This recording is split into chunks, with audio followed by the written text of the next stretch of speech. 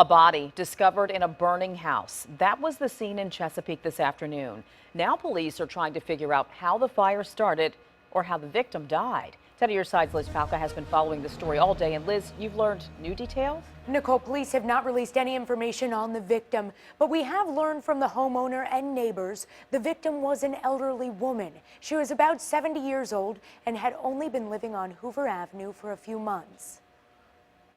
Crime scene tape surrounds a South Norfolk home Thursday evening. Chesapeake police investigating how a fire started inside this Hoover Avenue home and what happened to the person who died. Neighbors and witnesses say they could hear the victim crying for help as smoke billowed from the windows around noon. I ran over there.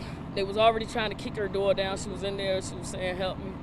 She's in there. Neighbors say it was an elderly woman trapped in the home. They fought to get to her, some frustrated because they say dispatchers were telling them not to enter the burning house. I could have had time not to get in there for to save the lady, or try to save her, but they said don't go in there, so I just didn't go in. I ran back to put my shoes on, my boots on, so I could help come kick the door down.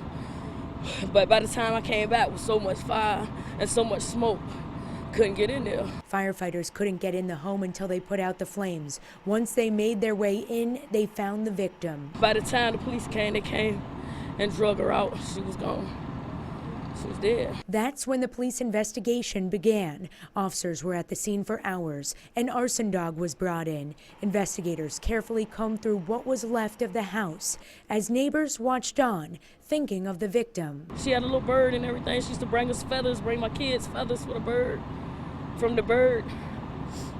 Yeah, she was a nice old lady.